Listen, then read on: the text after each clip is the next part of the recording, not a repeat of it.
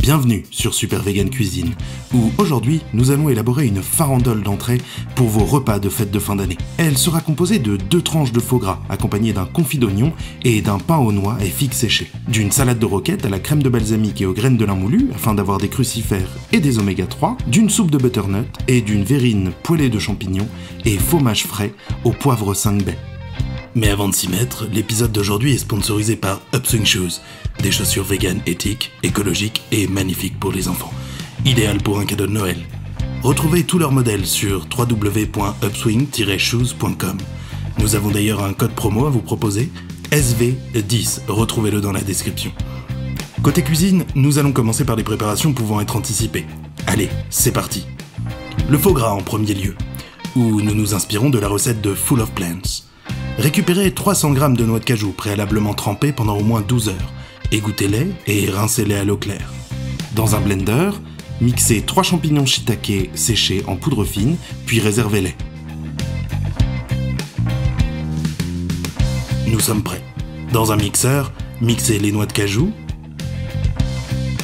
3 centilitres d'eau, 2 cuillères à café de shiitake en poudre, 20 g de levure maltée, 50 g de pâte de miso blanc, 30 g de tahin, 4 centilitres de cognac et 1 cuillère à soupe d'huile de truffe, et mixez pendant au moins 10 minutes. Parallèlement, dans un bain-marie, faites fondre 50 g d'huile de coco et 50 g de beurre de cacao, tous deux désodorisés, produit aisément trouvable en magasin bio ou sur internet. Une fois fondu, laissez refroidir un peu hors du bain-marie, puis ajoutez la préparation dans le mixeur ainsi qu'une dose appropriée de sel et de poivre, et laissez tourner jusqu'à l'obtention d'une préparation onctueuse. N'hésitez pas, si vous le souhaitez, à ajouter des morceaux de truffe ou bien quelques grains de poivre ou de baie rouge en toute fin de mixage pour rendre votre faux gras encore plus original. Dans un récipient que vous pourrez démouler, versez la préparation. De mon côté, j'ai assemblé 3 emporte-pièces ensemble avec du scotch et du film plastique afin de créer un cylindre assez grand pour contenir la préparation.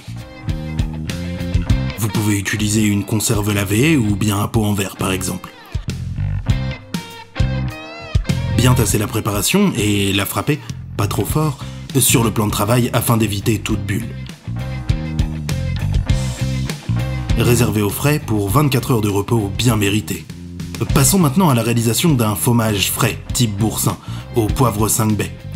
Il vous faudra une étamine afin de laisser s'égoutter le yaourt végétal, c'est très facilement trouvable, comptez moins de 10 € et cela vous sera très utile pour réaliser des fromages végétaux.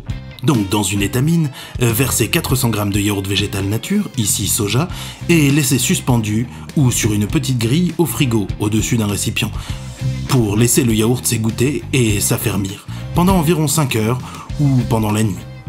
Une fois celui-ci égoutté, transférez ce qui se trouve dans l'étamine dans un saladier. Ajoutez l'aromatisation de votre choix, ici du poivre 5 baies, mais vous pourriez choisir ail et fines herbes par exemple. Mélangez à l'aide d'un fouet et ajoutez le jus d'un demi-citron voire d'un citron.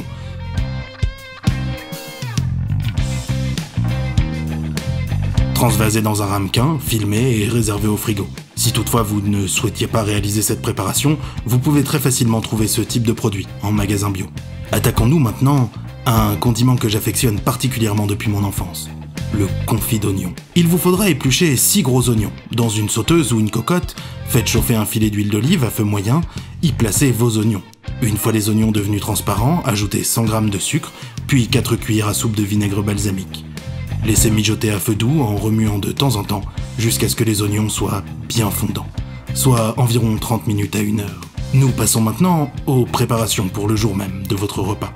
Et en premier lieu, nous nous attaquons au pain aux figues et noix. Commencez avec 11 g de levure boulangère sèche, avec un peu d'eau tiède et 10 g de sucre ou de sirop d'agave dans un ramequin. Dans le bol de votre pétrin, combinez 500 g de farine T55, 10 g de sel, 30 centilitres d'eau tiède, 1 cuillère à soupe d'huile d'olive et votre levure, qui aura au moins doublé de volume. Et pétrissez pendant 3 minutes au robot ou 5 minutes à la main. Pendant ce temps, concassez quelques cerneaux de noix, environ 60 g, et coupez en dés 130 g de figues sèches. Ajoutez-les à votre boule de pâte et pétrissez de nouveau pendant 2 minutes. Lorsque le mélange sera homogène, placez alors votre boule de pâte dans un saladier huilé et filmez afin de laisser monter la pâte à température ambiante pendant 1 heure. Sortez votre pâton du saladier sur votre plan de travail préalablement fariné.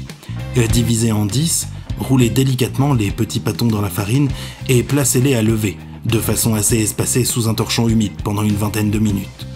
Le temps de préchauffer votre four à 180 degrés avec une plaque dans le fond de celui-ci. Une fois votre four chaud, jetez sur la plaque chaude un ramequin d'eau afin de créer ce qui s'appelle un coup de buée. Refermez le four et poussez-le à 210 degrés. Placez vos pâtons sur une autre plaque, pas trop à la fois pour qu'ils aient de la place. Farinez un peu le dessus de ceux-ci et à l'aide d'un couteau fin, lamez-les. C'est-à-dire, faites de petites incisions sur le dessus du pain pour le laisser gonfler librement au four. N'hésitez pas à aller profond. Puis enfournez pour 10 à 15 minutes. Et voilà, félicitations, vous avez fait du pain. Vous êtes prêts pour le prochain confinement. Maintenant, il est temps de s'occuper de la soupe, qui peut être faite pendant l'heure de levage de la pâte à pain. Ainsi, coupez un gros oignon et un petit poireau. Placez-les dans une sauteuse ou une cocotte bien chaude avec un peu d'huile d'olive. Et faites-les brunir, d'abord à feu vif puis à feu moyen. Nous essayons d'obtenir un fond. Toutes ces traces de cuisson qui se déposent au fond de la casserole et qui sont une véritable mine de saveur. Pendant que vos oignons et votre poireau brunissent, épluchez et coupez 3 pommes de terre et une courge butternut, tout en remuant régulièrement les oignons et le poireau.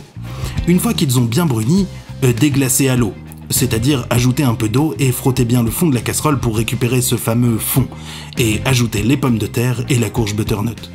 Couvrez avec de l'eau et laissez mijoter à feu doux en remuant régulièrement jusqu'à ce que les pommes de terre et la courge butternut soient bien cuites. À ce moment-là, à l'aide d'un mixeur, mixez la soupe à votre convenance. Si elle vous semble trop liquide, laissez-la sur le feu un petit peu plus pour évaporer de l'eau. Si à l'inverse elle vous semble trop épaisse, ajoutez un peu d'eau.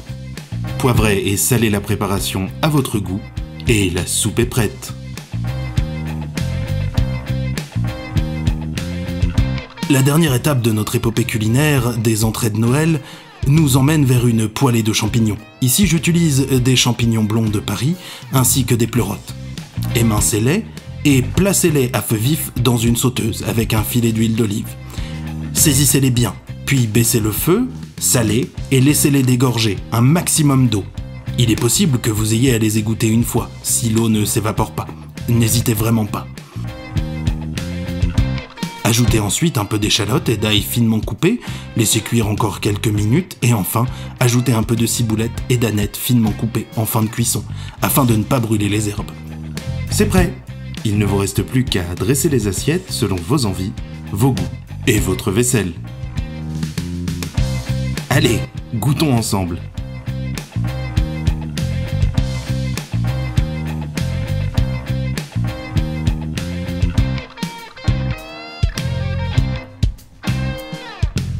C'est vraiment réussi. Le foie gras est riche et onctueux. Il se marie à merveille avec le pain aux fruits secs et le confit d'oignon. La soupe est délicieuse et pleine de saveurs.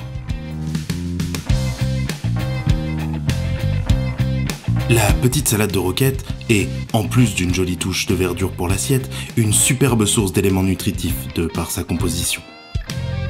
Et enfin, la poêlette de champignons est parfaitement accompagnée par le fromage frais aux 5 baies. Si la vidéo vous a plu, laissez un pouce bleu, ça me ferait très plaisir. Et n'hésitez pas à vous abonner et activer la petite cloche pour être averti des prochaines vidéos de la chaîne. Je vous laisse, j'ai un dîner. À la semaine prochaine sur Super Vegan Cuisine.